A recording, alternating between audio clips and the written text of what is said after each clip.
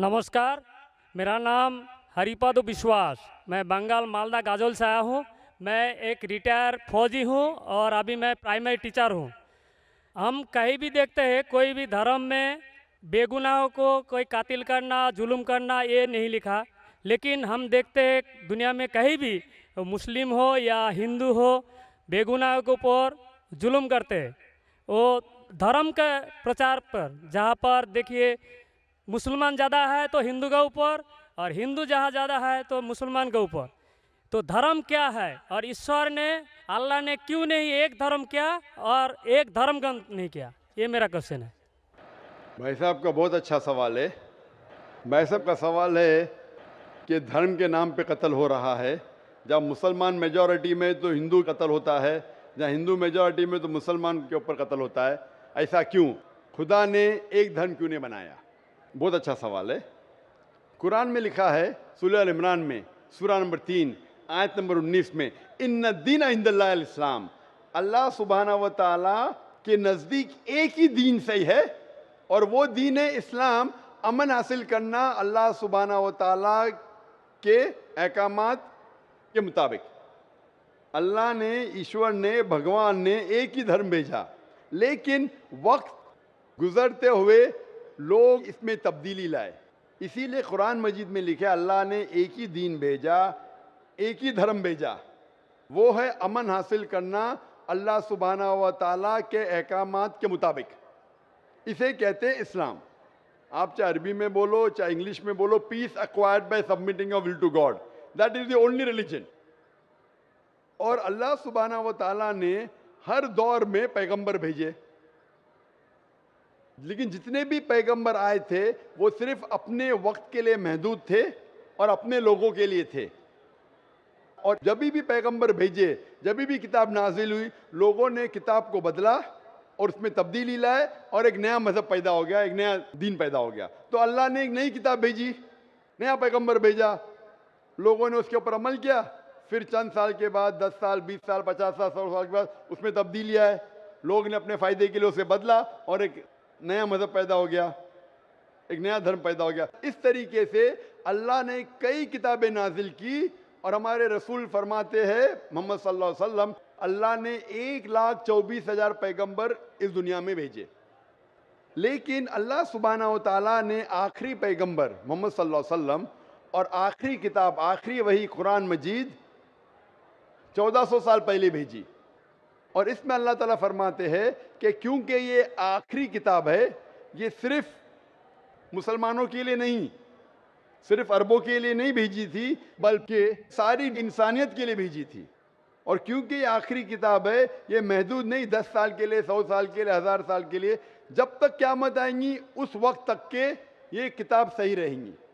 और क्योंकि मोहम्मद सल्लल्लाहु अलैहि वसल्लम आखिरी पैगंबर थे, वो सिर्फ मुसलमान या अरबों के लिए नहीं भेजे गए थे, वो सारी दुनिया के लिए भेजे गए थे।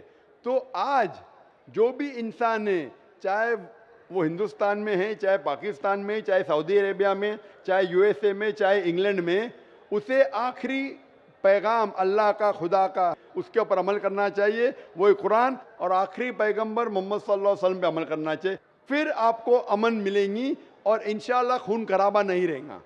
मैं मानता हूं आपकी बात कि अक्सर आप देखते मेजॉरिटी माइनॉरिटी पे जुल्म करता है। मैं आपसे पूछना चाहता हूं भाई साहब, इस किशनगंज में मेजॉरिटी मुस्लिम की है क्या हिंदू की है? सर मेरे को तो पता नहीं, मैं बंगाल से आया हूँ, किशनगंज के बारे में। बंगाल किशनगंज का नहीं, लेकिन आज सुबह को जब हमारे हिंदू जितने इदारे के प्रेसिडेंट थे, चेयरमैन थे, वो कह रहे थे कि किशनगंज में 65% मुसलमान हैं और 35% हिंदू है। उसके बावजूद इस किशनगंज ये मिसाल है हिंदुस्तान में कि कभी भी हिंदू मुस्लिम का राइट नहीं हुआ। धर्म के नाम पे किसी मुसलमान ने कोई हिंदू को ना कत्ल किया, ना हिंदू ने मुसलमान को कत्ल किया। एक पॉलिटिशियन एमएलए साहब कह रहे थे खाली वोटिंग के टाइम पे कभी कभी होता है हिंदू मुस्लिम के अंदर किसको वोट देना, उसको छोड़ के कभी भी यहां दंगे फसाद नहीं हुए। तो ये मिसाल है कि मेजॉरिटी में होने के बावजूद आप देखते कितना अमन है। और आप खुशनसीब है क्या मीडिया ये अमन को खराब नहीं कर रही। मीडिया को पता चल जाएगा मुसलमान अमन से रह रहे तो आपके अमन और शांति को अशांति में बदल देंगी। सबसे अच्छी मिसाल है कश्मीर। कश्मीर में देखो क्या हो रहा है। मीडिया आप देखेंगे, मीडिया इतना उसके पीछे लग गई कि शांति को अशांति में बदल दी। तो मैं अल्लाह से दुआ करता हूँ कि किशनगंज का माहौल अमन रहे। आप मीडिया से बचिए, आप सही धर्म का पालन कीजिए, इंशाअल्लाह आपको अमन और शांति मिलेंगी। लेकिन आपके सवाल का जवाब ये है कि अल्लाह ने, ईश्वर ने, खुदा ने एक ही दीन भेजा है, वो है अमन हासिल करना। ईश्वर भगवान अल्लाह के जो भी अहकामात है उसको अमल में लाने के बाद, और हर इंसान अगर ये ढूंढे कि सही ईश्वर कौन है और उसका कहना क्या है, तो इंशाअल्लाह दुनिया में अमन रहेगा। लेकिन कई लोग नहीं चाहते कि दुनिया में अमन रहे, इसीलिए वो देखते हैं इस हमारे हिंदुस्तान में, सारी दुनिया में हिंदुस्तान एक ऐसा मुल्क है जहाँ सबसे ज़्यादा मज़हब के नाम पे राइट्स हुए, दंगे फसाद हुए। और इसका मैं ब्लेम डालता हूँ हिंदुस्तानी नागरिक पे ने, हिंदुस्तानी पॉलिटिशियन पे, क्योंकि अंग्रेज़ ने हमारे देश को बांटा। अंग्रेज़ आए थे हिंदुस्तान में तिजारत करने के लिए, लेकिन हम पे हुकूमत की। उनकी पॉलिसी थी डिवाइड एंड रूल, हिंदू मुस्लिम को डिवाइड किया और हम पे राज किया। अंग्रेज तो चले गए, अपनी राजनीति छोड़ गए पीछे। इसीलिए मैंने एक तकरीर किया हूं, इस टेररिज्म मुस्लिम मोनोपोली, और कहा जितने भी आप दंगे फसाद देखेंगे दुनिया में, जितने भी टेररिस्ट एक्ट डायरेक्टली और इनडायरेक्टली कहीं ना कहीं पॉलिटिशियन का हाथ है।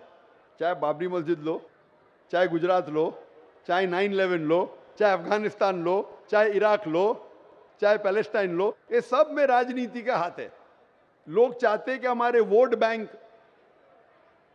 में लोग हमें वोट दे, तो सबसे आसान तरीका है कि आपस में लड़ाओ मजहब के नाम पे। नहीं तो आमतौर पे मैं समझता हूँ हिंदुस्तानी जो नागरिक है, हिंदू और मुस्लिम, माशाअल्लाह आपस में अमन चाहते, आपस में एक दूसरे से प्यार करते।